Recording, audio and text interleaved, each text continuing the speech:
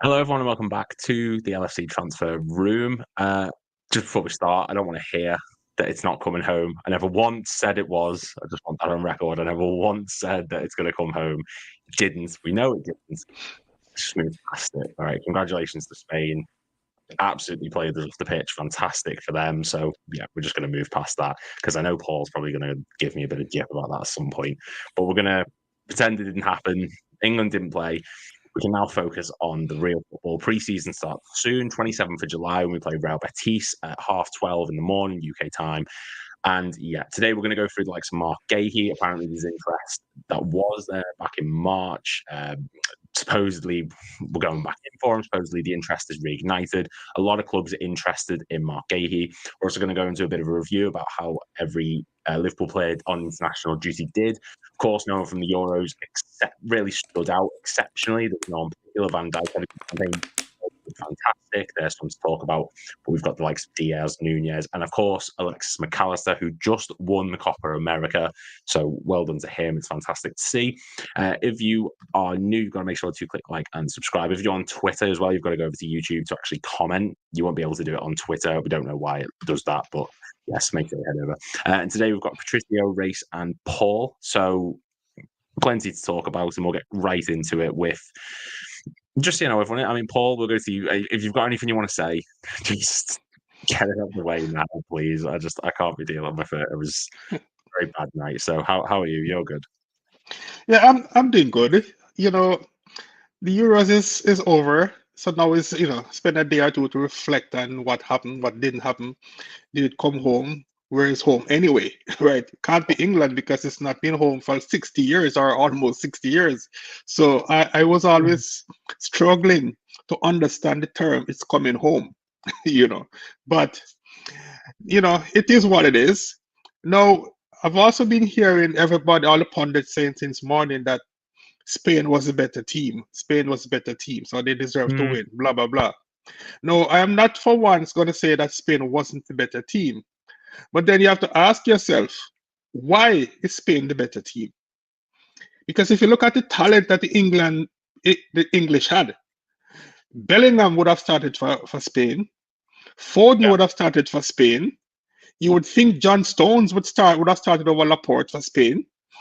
Kyle Walker has been branded as the best right back in history, not by me, but by pundits. So you would think he would have started over Danny Carvajal. A lot of people thought that Cucurella was a bust at Chelsea, right? So if you look at that Spanish 11, and you take out Nico Williams, who probably would have started for England, who else would have started for England? I mean, so you've got Rodri as one, possibly. Rodri, yes. So Rodri for sure, because you probably would not start a 17-year-old above Bukayo Saka on the right. And everybody seems to believe that Rice is the best thing since sliced bread. So the point I'm making is, why is Spain considered the better team? Could it be because Spain had a manager and England didn't? I wonder. Yeah, I think England's biggest problem. I promise we'll move on from England. I need to get it out. Is England's biggest issue is Southgate. You have the best, arguably the best England squad. I mean, the Golden Generation had a fantastic team, but beyond that, you've got a manager who wants to play keep ball, possession-based, boring football, pass it around the back, grind teams down with some of the most attack-minded players, some of the most creative players in world football, and you have a manager who is trying to nullify that. That's the issue. It's not a case of Spain have the better players, Spain have the better team. England have all the right pieces, but the person who's coordinating it is, you can have a great orchestra, but if the conductor's poor and doesn't know what he's doing, no one is going to be able to carry it. So that's the main reason for the issue. Patricio, I mean, how are you doing?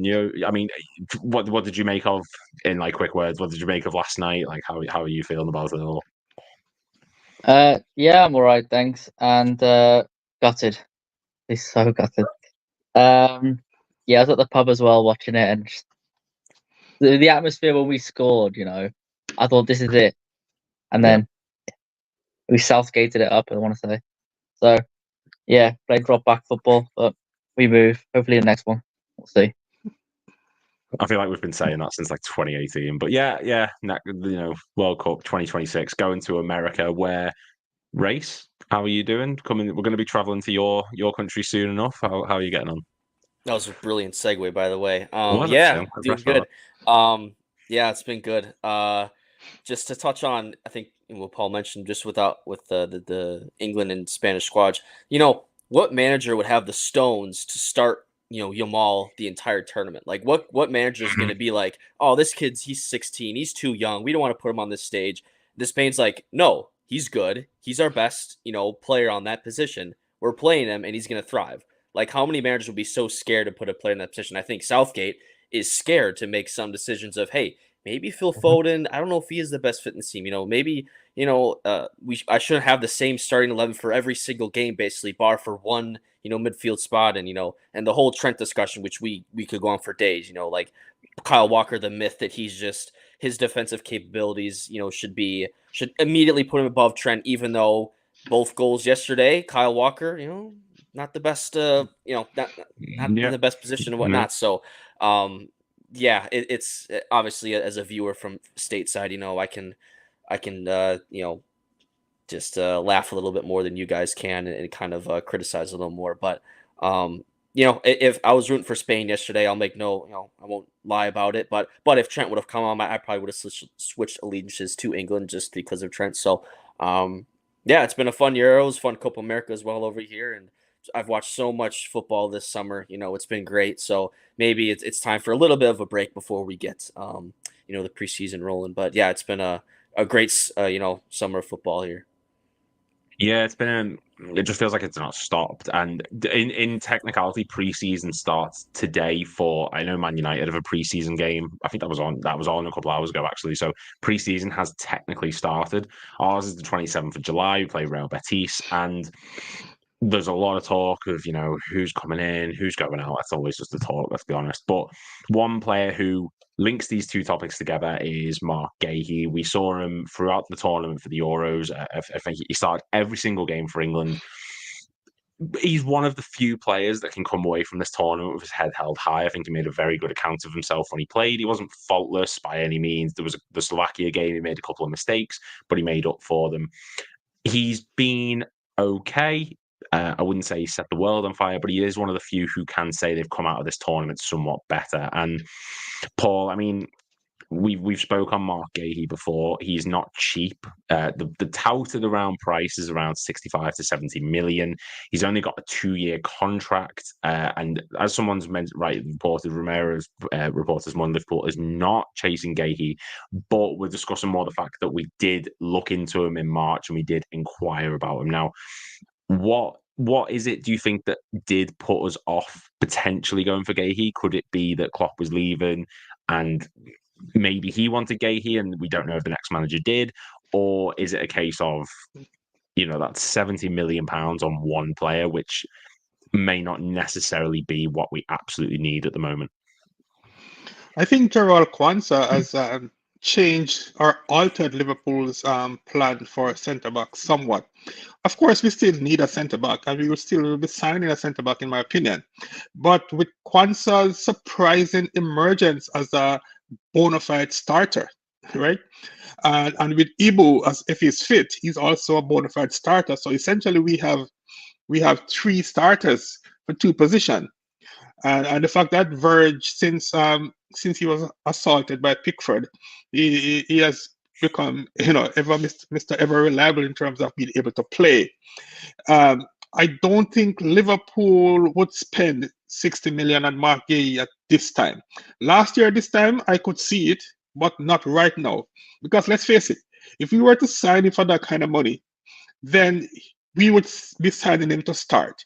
We're not going to spend 60 million pounds on an English international like Guehi to put on the bench or to be a backup to Kwanzaa or Ibu, right? So I think we're going to sign a centre-back, probably a young centre-back. Yes, we wanted left-side centre-back, but I don't think it has to necessarily be left-sided. But I don't see us spending Guehi just because of the money. And I don't think we're really desperate for a centre-back at that price range at the moment. So I don't see that one happening right now.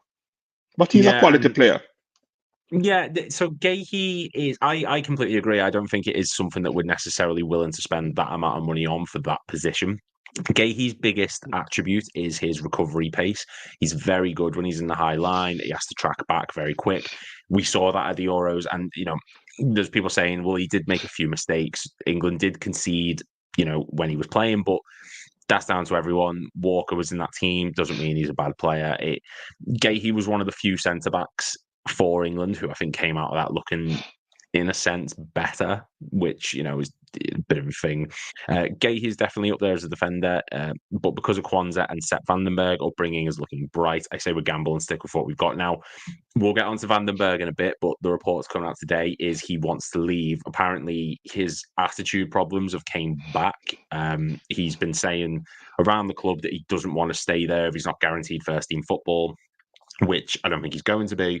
So we might not be able to rely on that. And I mean, Patricio, it's a good point of Liverpool have sort of came out and said, don't expect a lot of business. We need to see what we've got before we then go out and spend money. But centre back, we've lost Matip. Vandenberg is probably going to leave. There's no guarantee that anyone's going to stick around. Van Dijk's been casting a lot of doubt on his future. Is Marc Guehi? Yes, it's expensive, but is he worth the money as a long-term investment, so to speak? I think he could be because he's only like 23, 24, so he's only 24, not too old to be fair. So, but I think, well, I know we're probably not in it anymore, but I thought we were going for like Lenny Yoro. I thought he was like up there for us. I know that might not happen now, or not likely to at all. But yeah, I think Guehi did play well in the Euros. I thought, wow, as well as he could have. But everyone makes mistakes. They're all prone to it, so no one's perfect. I guess if Liverpool think he's worth that price, maybe, but I think maybe they might look elsewhere. Could get someone like a Hincapie who hasn't been brought back up again, or was that Pacho as well? So I know they're left-sided, but it's always good to cover that side for like when Verge can't play and stuff like that. And Nat Phillips as well, isn't he potentially going to go as well, or is this? Nat Phillips is he's reportedly on his way out, but we're holding out for about £8 million, and they've offered $4 million. Yeah, so I reckon a centre back is a priority, and I preferably would like it to be left-sided, especially if one could play as a can be versatile and go left back as well when Robbo and Simakan can't play. So yeah, I've also got Joe Gomez as well. That is, I don't always have the most faith in him when he's a centre back. When he's more of a full back, I have a little bit more faith, but we'll see what happens in the window. Yeah, it is very much. We are going to have to sort of wait and see what transpires. There's someone who seems to have some sort of major issue with Kwanzaa. Kwanzaa that gave Bruno the ball. Come on now, sell Kwanzaa and buy two top centre back. Sell Kwanzaa, buy Yoro and Mark. Kwanzaa will back pass it this time to Enzo Fernandez. Jarrell Kwanzaa, anyone who's saying that Kwanzaa needs to go is...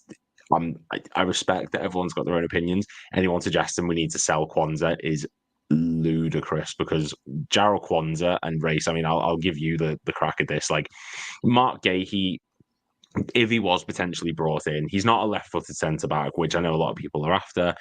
Makes sense, to be fair, I get it. But we need youthful centre-backs in terms of Virgil van Dijk's going to be leaving sooner rather than later. It feels like he's in his 30s now. He played the third most minutes of any player in world football last season. It's time to start looking to the future. Kwanzaa could easily have a breakthrough in terms of he will be a set starter. What is the ideal scenario of how we navigate the centre-back position for the next few years? Like, do we bring in Guehi, or do we stick with Kwanzaa and Van Dijk as long as we can and then see what goes on further down the line? Like, what's the best way to manoeuvre this? Well, I remember going back to last season, one thing that, all of our center backs had last year with across, Van Dijk, Konate, Matip, and Kwanzaa, they're all very proficient in the air, winning aerial duels, doing that stuff like that. When I see Guehi, I don't really see an aerial dominance from him. So if there's kind of one, negative to his game, I don't see him necessarily that. He's short. He's only 6 foot, so that's not really part of his game. So in terms of going for Guehi, if paying that much money for something we value, in winning aerial duels, like is he a fit there? It's kind of a, I'm not so sure. I think the price would be a little much to go in for him.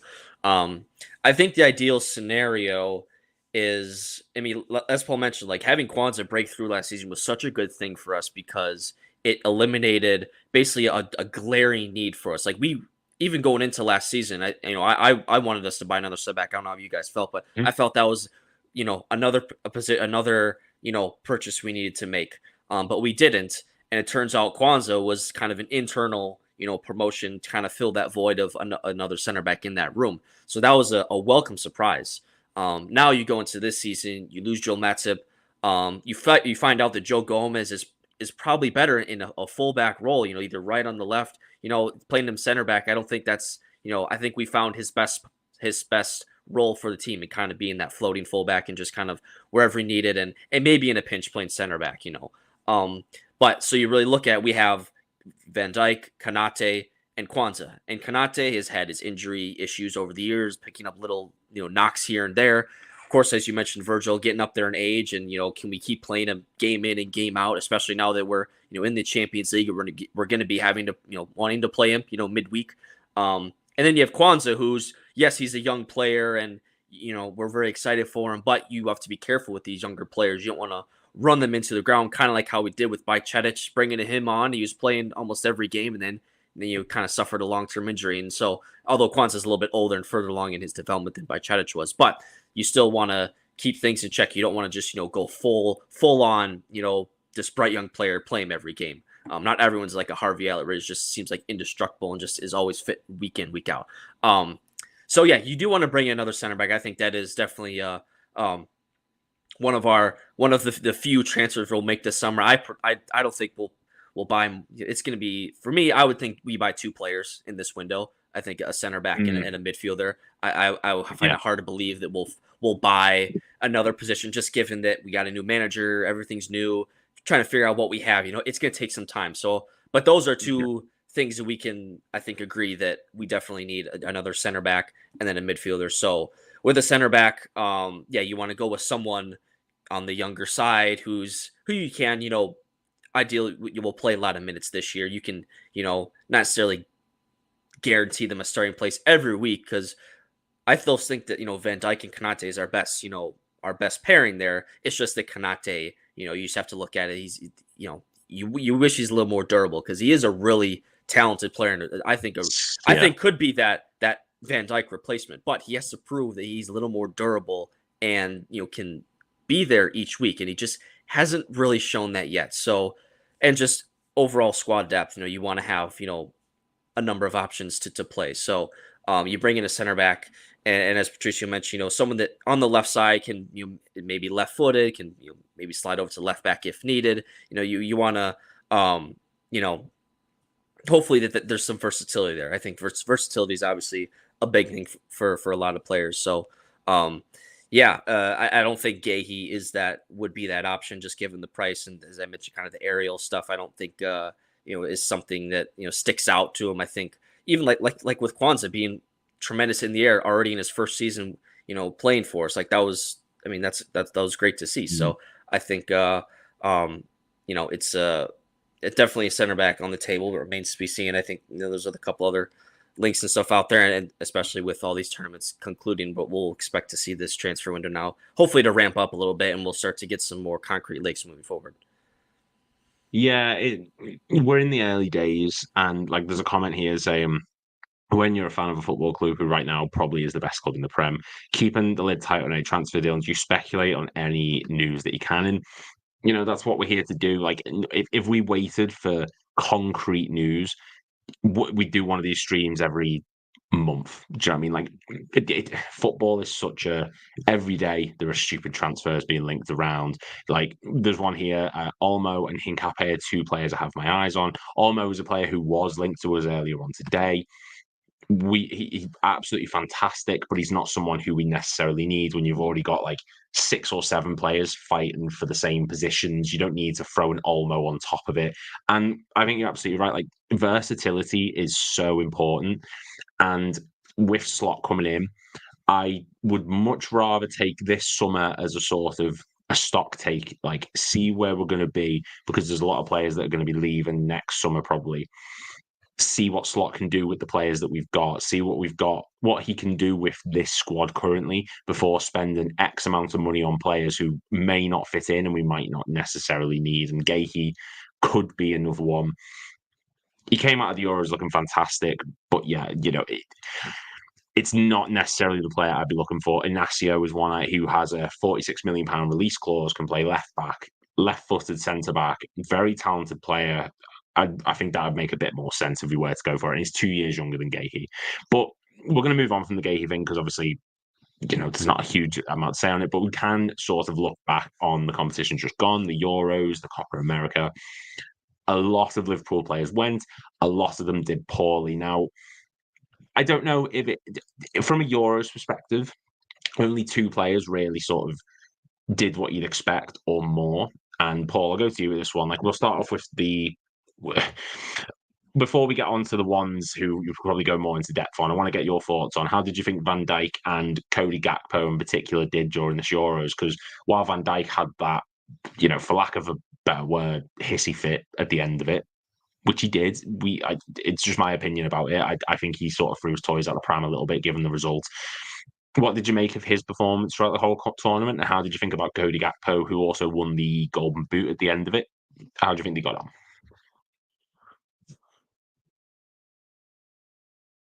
You are muted, by the way. There we go. Here we go. I think Verge had a very average tournament by his standard, if I'm being fair.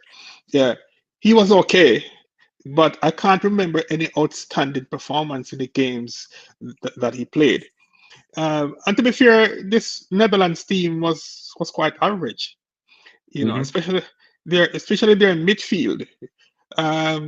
So there was not a lot of protection for the back four. You know, their number 6 seemed to be losing the ball. You know, one of the games was substituted after like 30 minutes.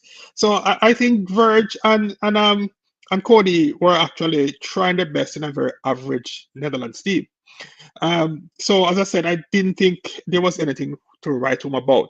Of course, Cody was very good in the first couple of games. Kind of faded a little bit in the semi-final against England and the game just before that. Right, but it's clear that his favorite position is on that left side, cutting in on his right foot.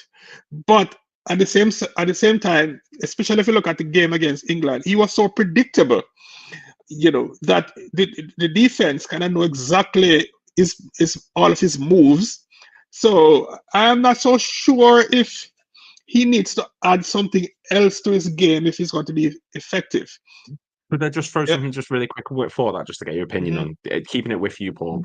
Is that not because England playing a sort of 3/5 at the back? You've got Walker and I think it was John Stones on that side. You limit the ability for him to go outside, so he has to go inside. Therefore, it's in a sense predictable because that's what we want. Probably, but then when he comes inside, I guess because he's expected to come inside trying to hunt the ball on his right foot. You know, there's no shot because the defense is always blocking him. And then when you contrast that to say a Nico Williams, for example. Nico Williams, of course, he can cut in on his right foot and he has that devastating right-footed shot as well for the far corner. But he also has the ability to, when that's not available, to go to the byline and to put the cross in with his left foot. As a matter of fact, if the goal that he scored yesterday was a left footer. So Cody was okay, but I don't think he really set the world alight as some of us here may want to suggest. So, you know, does he need to start at left wing for us? I think it's still up in the air between him and Luis Diaz. They just offer something totally different. Diaz is more a dribbler, which sometimes we need. Cody is the one that you'd want to get the sight of goal if there's one of the two. So I'm still not sure that we are settled on that left wing as yet. I would really love to see Szoboszlai get a run out there. Might not happen, but he had a very quiet Euros too. He was probably disappointing in his 3 or 4 games that he played. So I don't know. Darwin Nunez is another one again that is so frustrating. He was scoring goals like fun, and then the last 2 games he just went to sleep. The guy is just so irritating sometimes. I am really unsure about our starting 5, to be honest. I just feel a little bit of uneasiness about it. We have 5 quality players, but do we have 3 players of the 5 that can really take us to a championship? I am not sure. Well, I mean, look, no one. My only argument to that, the sort of pushback I have, because I think you're right in a lot of what you're saying. My only argument to it as a pushback is I don't think anyone, like across all the countries, had a particular player who stood out. Like Mbappe was awful, Ronaldo awful, Kane awful. Apart from Nico Williams and Yamal, who actually won the tournament, and Gakpo as well. Like you said, some people have said he only scored against small teams. Fair enough, but I don't think any player came out of that Euros looking particularly brilliant. Whereas how normally at the end of a tournament you could say that player was fantastic, that one was out. Like it was a very drab tournament in that regard with regards to players and teams. So that's the only thing. Let me come back to that quickly. I think football. I've been watching football for 30 years, and for somebody in my age, I can just see how the game has changed. Every 4 or 5 years. I remember the years of 4-4-2. You have a big, tall number 9, and then a smaller striker right behind him, and then you have 2 wingers, and you put a lot of crosses in the box, and the midfielder hitting the box late. Right? That was football, in the early 2000s. And now we are into this. Then with Bobby Firmino, it was all about the false 9. Right. I think we are kind of moving away from that traditional number 9. I think a guy like, say, Victor Osimhen, who is an out number 9, players like them are going to see less success in this new era, because what we have now is the inverted wingers, where instead of crossing into the box for number 9, they are cutting in on their favorite foot to get the goals. So now we rely more on our wingers to get us goals than we used to in a few years ago. So, and we have 4 left wingers, but other than Jota, the other 3 are not goal machines. So there's a problem. Well, there was another player in that Netherlands team, and Patricio. I mean, there's a couple of players I want to get your thoughts on. So while players like Gakpo and Van Dijk, of course, started a lot for their countries pretty much every game, there was a good number of Liverpool players who didn't get into that starting team. So I'm gonna give you a few just to run through what you think with them. So obviously Gravenberch hardly played. I don't think he actually came on. Not to my knowledge, he might have done, but I can't remember off the top of my head. He didn't really have an impact.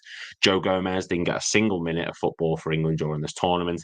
And then you've also got Konate, who was just shoved out of that team, maybe for the better, given his injury history.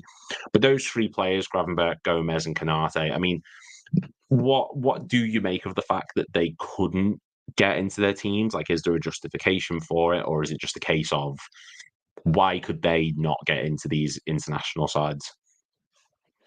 I think, to be honest, I don't think Gravenberch had enough time at Liverpool to show himself. Like Klopp would go with the same 3 in the midfield, sort of like McAllister, Endo, and then maybe sorry, his name's went from my head.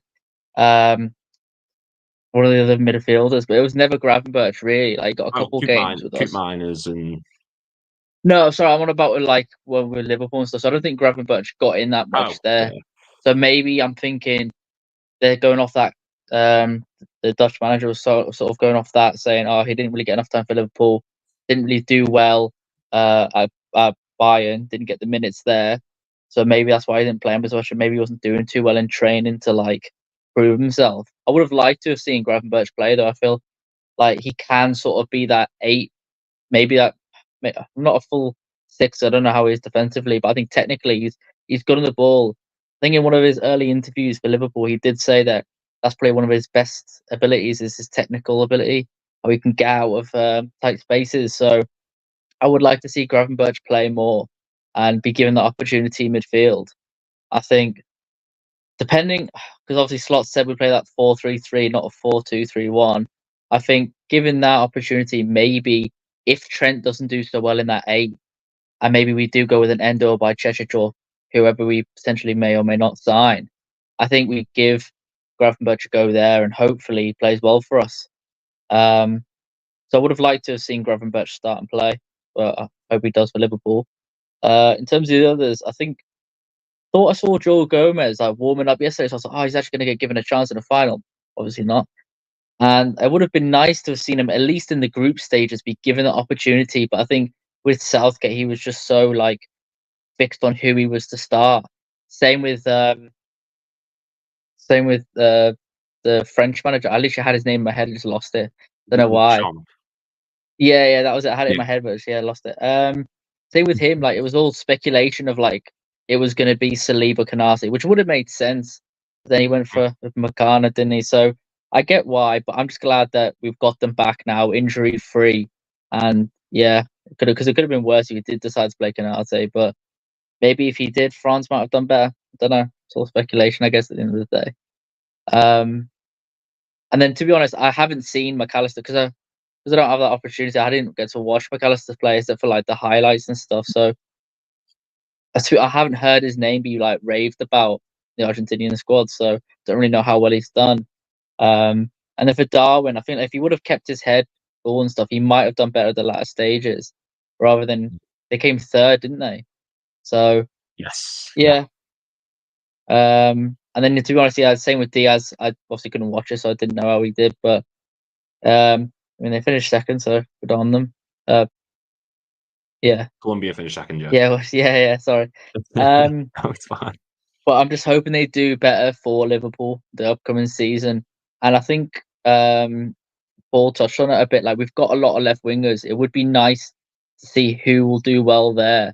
Maybe Gakpo will prove his worth. Maybe, yes, to be fair, he is quite predictable on his right foot. Likes to get it on that right foot. But maybe given those like teams in the Prem, he might be able to outpace them down the wing and maybe cross it in with his left. We do just need those clinical finishers. So maybe Slot can work that out of them, get the best out of them, but we'll see. Yeah, and I mean, you talked there about it's predictable about what Gakpo wants to do, and it to an extent it can be. But if you perfect the craft, like just look at Iron Robin. Everyone knew what Robin wanted to do. He wants to go on his left foot, and he was one of the best finishers in European football for years. Same with Ribery, same with Salah now. It's predictable, but it's predictable for a good reason because it works for them. And Gakpo could have the exact same thing. He came into this tournament. I don't think a lot of people were particularly giving him the plaudits that they should have. He's a very talented player.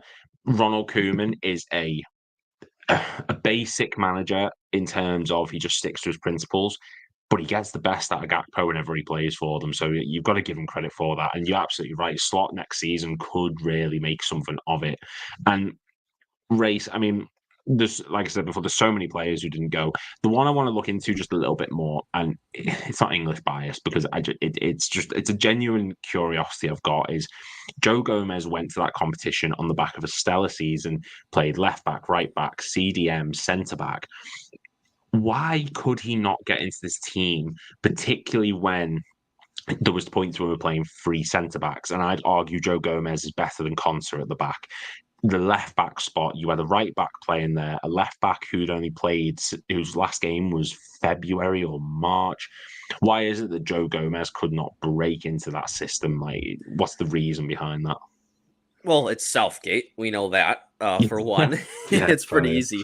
But yeah, I mean, I think if you think about it, the concerns of Gomez playing as a center back, we kind of want him as more of a fullback. You would think in a 3 a three man back line, that might be his best setup because there's not as much pressure, attention. You got some cover with the other two center backs. You would think, oh, maybe a three center back system would be good for him if he was on in either the right or the left side because he's good, on the edges as sort of a fullback. Yeah, I know, Trippier just, playing left back as right-footed. I mean, he brought Luke Shaw to the tournament, but even though he wasn't fit and he only started the game until the final, for me, it's just down to Southgate just having his allegiances to certain players and just unwilling to make change. I mean, if one of the best, most creative players in the world can't get into this team because Kyle Walker's in front of him, I mean, I don't know how we expect that Joe Gomez is even going to get a sniff in this team, who really, up until before this past season, was shaky and his future is kind of in doubt with us, but really cemented themselves, had a great season, and certainly deserved to be in this England squad. It's a mystery. It's to talk more about England again. It's just down to just Southgate being so set on his players and being almost too comfortable with his certain players, like Declan Rice, being a shoo-in for each game, but I thought he was just dreadful this tournament. He didn't really do anything for me. Kyle Walker as well, like he just kept playing, and even though that there was probably better options, like I forget what game it was. Who they play in the round of 16 was Slovenia or Slovakia? I can't remember. Slovakia. You're playing Kyle Walker, who's better defensively, but who's he defending from Slovakia? Why do you need him in there? I don't know. Like, who's attacking from Slovakia that you're so concerned about? Do you need to have Kyle Walker in there? And then, and then you don't have the creativeness of Trent from that position, pinging passes in, players making run-ins behind. And, of course, part of that, too, I think, was you have a player like Harry Kane up top who's not really making run-ins behind, who's maybe not the player that Trent wants, to be pinging balls to. And he's also a player, Kane, who's just starting every game and kind of, as Paul mentioned it, the true number 9, like how much, does Kane, like in this era, like specifically this tournament, like, he was just such a stick in the mud for me, watching him. He just wasn't creating chances, wasn't getting touches, he just wasn't impacting the game. And all of a sudden you see Ollie Watkins came on, and he had the winner, in the semifinal. I mean, that's like, it was instant. And then it was good to see him. I was surprised they actually took Kane off in the final, because I'm like, oh, wow, that's actually a good sub. And I applaud him for doing that, because they need someone who's running, making chances, and doing stuff. I agree. Kane, of course, he's your all-time top goal scorer, and he's a world-class finisher. But was he really? It's a conundrum, because the talent he is, but is he really the best fit for the team? And I don't think Southgate had the stones to really make those tough decisions. He just wanted to, I want my players. This is my guy. I'm going to keep playing him, even though, just to going around the team here, like I said, Phil Foden, did he really deserve to start every game?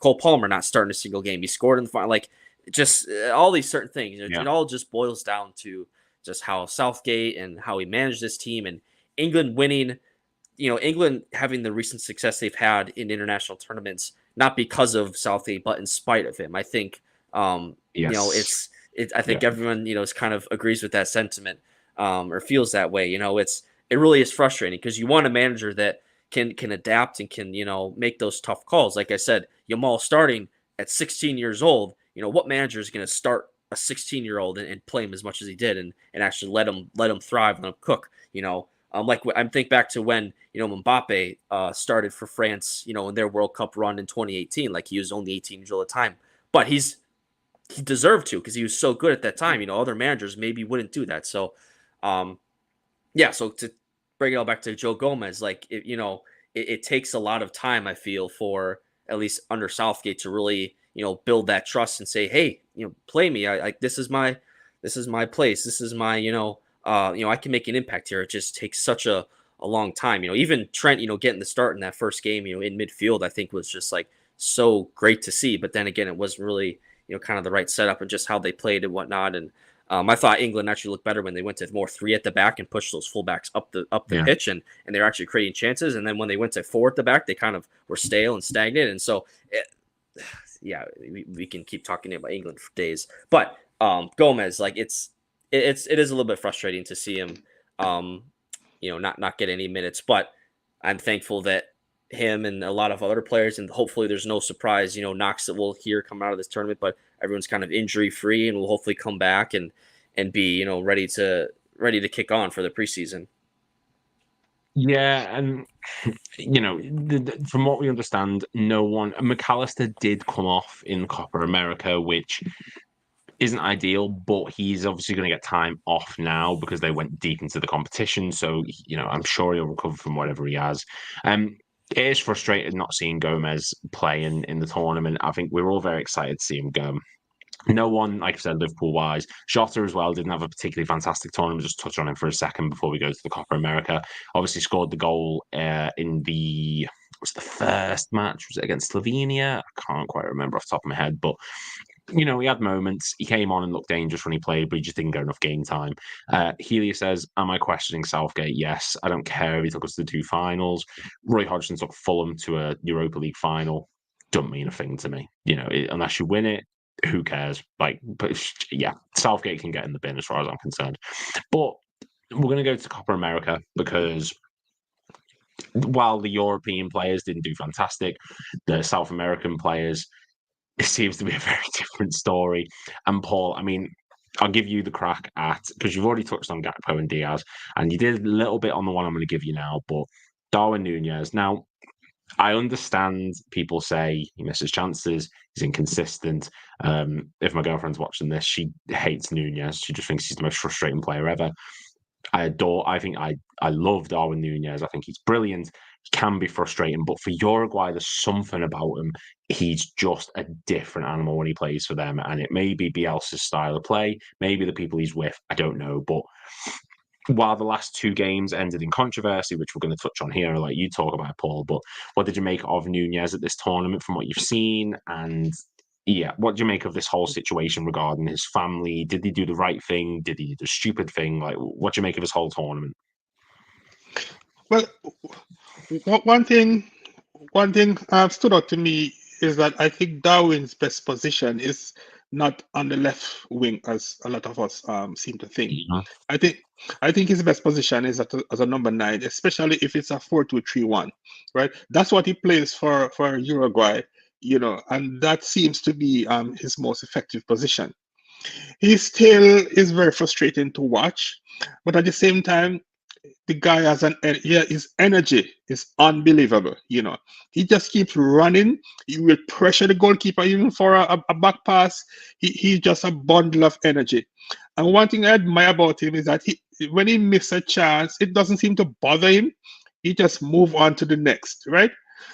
So I'm still holding out hope that if we arrange the team around his strength, then he will not be very clinical. I don't think that's going to happen, but he will get enough chances to put away enough for him to be very effective as a number 9 for us. So I'm still holding a little bit of faith, but yes, he's a little bit frustrating to watch. As it relates to what happened in that game when he ran into the stands, I can see it both ways. Yes, it's the spur of the moment, and trust me, we are not professional athletes, but I can just imagine being out there, you're trying the best for your country, you're leaving everything on the field. But of course, they're going to be a winner and a loser. And to sit there after you have given everything, and to have, to be abused by fans, to have your family being threatened or put in danger, whatever it is, you can understand the way he reacts. I probably would have done the same. But then you have to say, you know what? The cameras of the world is on you. Everybody's there. Sometimes you have to just walk away, just control your emotions, and just, I don't know if I can really excuse a player going into the stands. Doesn't matter what happened, it's still hard to justify. So I'm a little bit torn. I'm hoping that if he gets a ban, it's just an international ban only and doesn't affect us. That we'll have to wait and see. But it's just a little bit frustrating to see what's happening. But you're saying if it gets a ban, it will be international only, or it will be a football ban? Because I remember when Suarez got the ban for that biking incident, wasn't it all total football? Yeah, so depending on the severity of the incident, it's either going to be just international or it's everything, including training, because Suarez was banned from, he couldn't train, he couldn't do pre-season. He missed out on a lot of things. So Nunez's incident, depending on how it's judged by the adjudicators, is going to be one or the other. Personally, I think it should just be international. I do understand what was going on, but the difference between the Suarez thing and this is Suarez bit Chiellini for no reason. It was a one-way sort of street, whereas this one was, he was fearful for his family. He's had people, in that moment, it's not like he's jumped in there and done it for his own malicious reasons. He's done it out of self-defense, so to speak. And like Jamie Hughes says here, because the final got delayed by 80 minutes yesterday, the whole tournament was a mess. So I think for them to consider giving Nunez a total ban from football, given how ludicrously organised this whole tournament was, it would be the worst thing they can do on their side, because that's them not taking accountability for their own mistakes in this situation. Yeah. Go ahead. Yeah, go on, Paul. Yeah. Right. So I still believe that he's going to be a big player for us, but I have to admit that my patience is running thin. But I think he deserves, one final opportunity. I guess if Klopp was staying, I would probably think differently. But the fact that we're having a new manager, new system, new ideas, new way to play, I think we owe it to everybody, including Darwin, to see if it will work. And I'm kind of believing that is also the reason why there's nothing happening, at least for now, on the transfer front. Because we're not Chelsea, who seems to sign 8, 9, 10 players every window, right? If we believe that we have this talented squad, why would we not allow Slot to at least take a look at these players for him to decide, who are the players that we can work with, who are the players that is not up to scratch, and then can decide with Edwards and company, what areas of the pitch that we definitely need to address. So I think we just need to be patient. There we go. And Slot's already said himself, look, I know how I want Nunez to play. Slot has come out himself and said, I know how I'm going to get the best out of him. So I think he will play a big part next season. He will be the focal point. The worst thing that can happen to him is just a complete ban from football, because who's to say that by the time he comes back, Slot hasn't found a system that involves Gakpo, Jota, Salah, for example. Nunez can't force his way back in, and then we're going to lose a lot of money on a player who cost us a lot to begin with. And Patricio, I know you said earlier on, you haven't seen a lot of like McAllister and Diaz, but Diaz finished runners-up in the competition. I don't think he did anything particularly exceptional. Alexis McAllister, from what I've heard of a lot of people, he was the focal point in the midfield, very underrated throughout the whole tournament.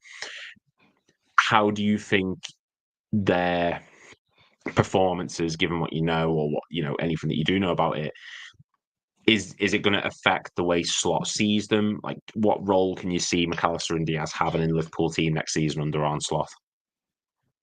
So I don't know what Slot's seen, like how much of the games he's watched. I assume he's done his research, and for Liverpool as well. So I think based off that and what McAllister has done and what Diaz has done, I think he's got more trouble picking a left winger than he does. I think McAllister's cemented in the midfield.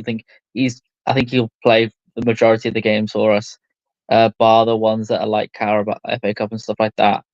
I think the big game stuff we will be using McAllister. In terms for Diaz, I'm not too sure. Like you said, we've got Gakpo, we've got loads of players that can play the left wing. I think it'll be a bit more difficult there. And I guess in that might come on game by game basis, how well they do in training.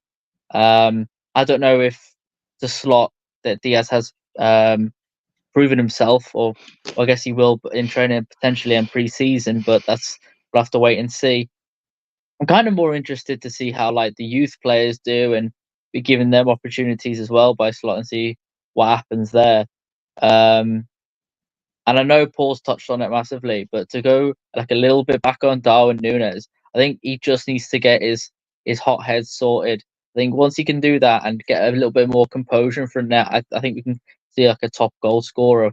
I do get a frustration there, and I do agree.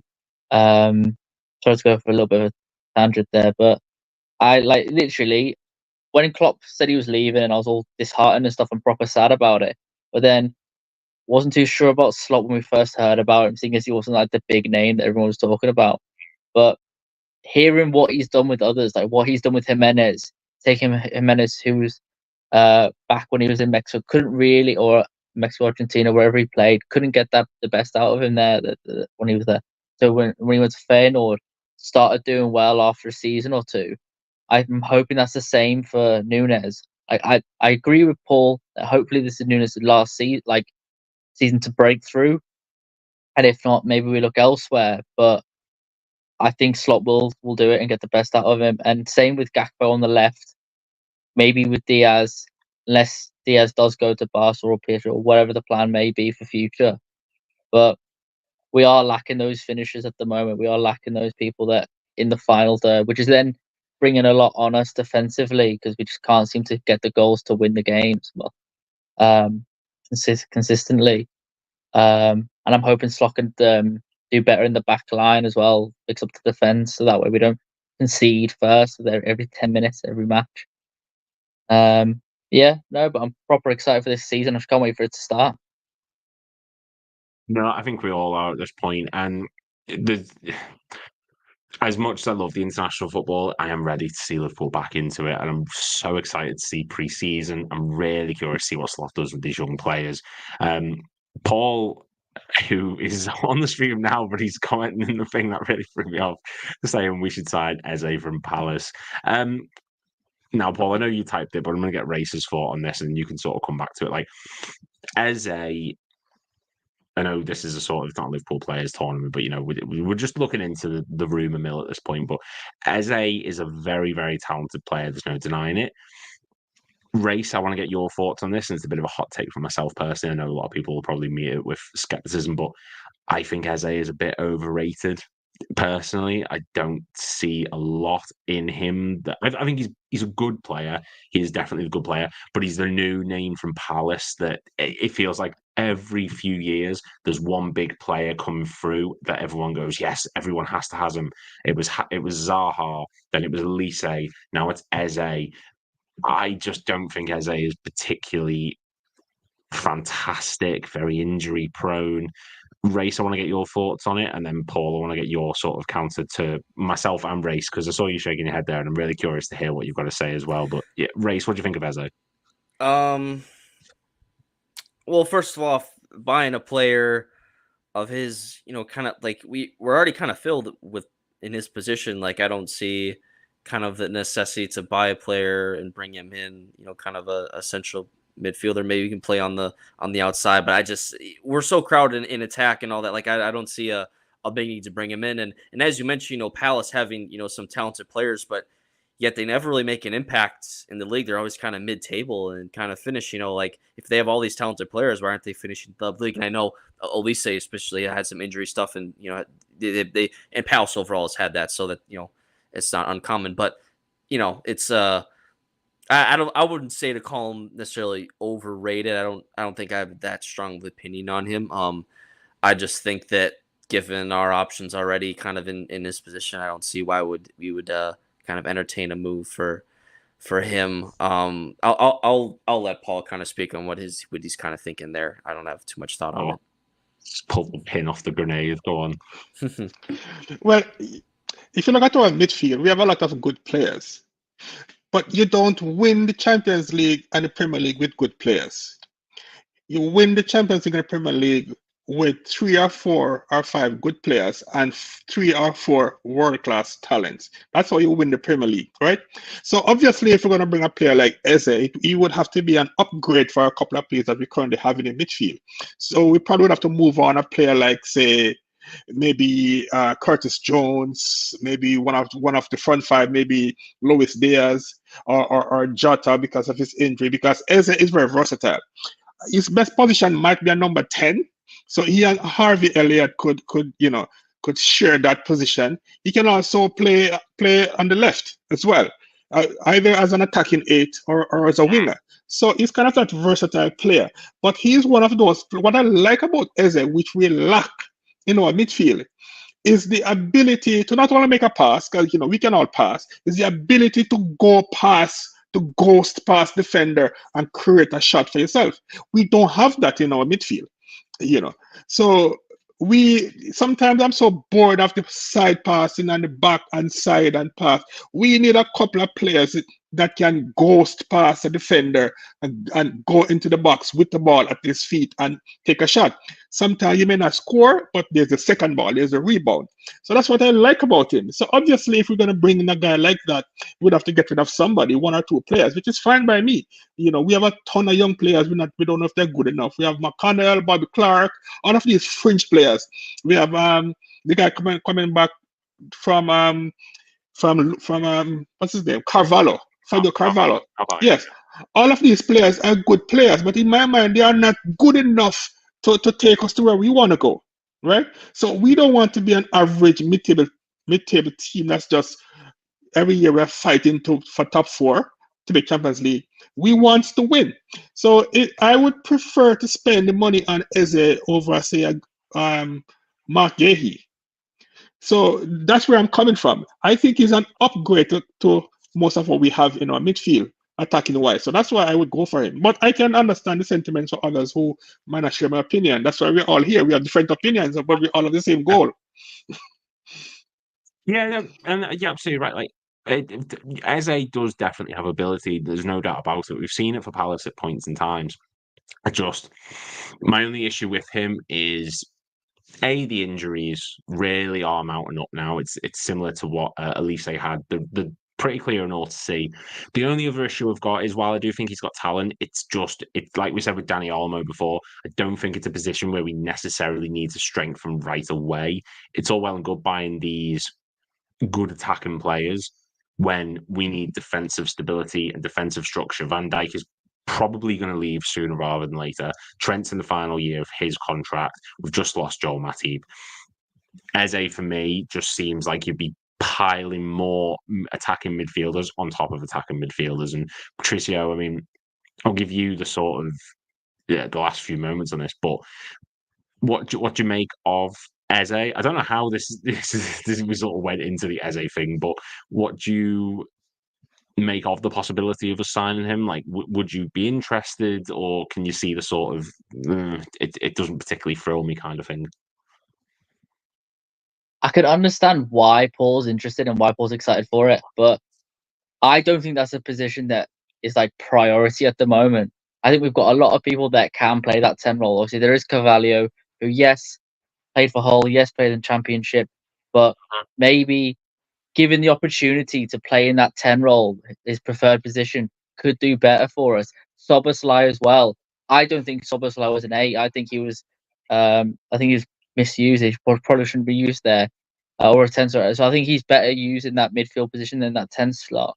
Be able to get the passes off, be able to, because we know we can shoot off both feet, pass off both feet. So I think I would like to see Szoboszlai there, someone who actually can play that role. We've got Carvalho. We've even got Harvey Elliott who could play the 10. So I don't think that's like a pivotal like point for me right now where we should go, like a position. I think we should probably go, like you said, a left-sided centre-back, just someone there to make sure that we've got someone to replace Matip, to replace like Vandenberg, someone that, you know, isn't like, is all right with being a backup for now, but in future will be like a main starter. So I think that's a position that we definitely have to go up. Even a 6 is more of a priority for me in my mind than I would say a 10. So yeah, that's what my views on it are. I can see why Paul wants it. I can see. Give me 30 seconds to counter that. Just 30 seconds, Lou. Okay. No, you will sign a player like Eze if you think he's an upgrade. Now, is he a better player, better attacking player than Carvalho? I think he is. Is he an attacking player than Curtis Jones? I think he is. So if he's going to cost, let's say, 60 million, we could definitely get 60 million by selling those two players I just mentioned. So we have an abundance of midfield players. We have too many average midfield players. So my point is not to just simply add another one. My point is to upgrade by moving in one world quality player at the expense of two good but average players. So that was my point. So it would not cost us any money because we will be moving on 2 players for roughly the same price that we're going to spend on Eze. That was my point. That's fair enough. Look, that's absolutely fine. And like you're talking about Curtis Jones, and I assume Harvey Elliott's the other one because someone in the chat is just on a massive run. Harvey's going nowhere. Harvey's going nowhere. Harvey's going nowhere. Harvey Elliott's class. But my only argument back to it is, yes, I understand what you're saying about it. You know, we could absolutely sell people to bring them in, but just because we bring in these great attacking players doesn't prevent the issues at the back. And it's all well and good us signing Eze and Somerville and all these attack-minded players, but unless your defense is up to scratch, absolutely, doesn't mean a thing. Yeah, so you are absolutely right though. Like I can understand the logic of sell 2 players, sell 1 player even to bring Eze in. I think you're spot on with that, but it's just my argument to it was I think there's more, and I think you feel the same about it. To be fair, because you're very clued up with everything that you're saying, is that we do need centre back, we do need defensive reinforcements, and as much as I'd love to see Eze come in, it will be a lot of money, which we could earn some of it back, but I'd just like to see us organise the spine and the back 4 first, rather than then progress it buying more attack-minded players to sort of, you know, add just to the ranks for the, not the sake of it, but, you know, more attacking players. We've already got more attacking players than pretty much anyone in the world, because we've got 5 of the best attacking players in the world. I didn't even realize how long we've been on. Harvey Elliott is so good when attacking, but have you seen Harvey when defending? Oh my God, that's fine. I don't expect Elliott to be particularly defensively brilliant, but yeah. And but we had the world's best manager on a budget. We absolutely did, but we're going to give Arne Slot the benefit of the doubt because we don't know how he's going to be. Pre-season starts in 12 days, so it's just under 2 weeks' time. Can't wait to see it. If you are new around here, make sure to click like and subscribe. It's every single day the streams are on. They're back to 7:30 p.m. now because the Euros have ended. Sadly, it didn't come home, but, you know, yeah, we're going to move past that.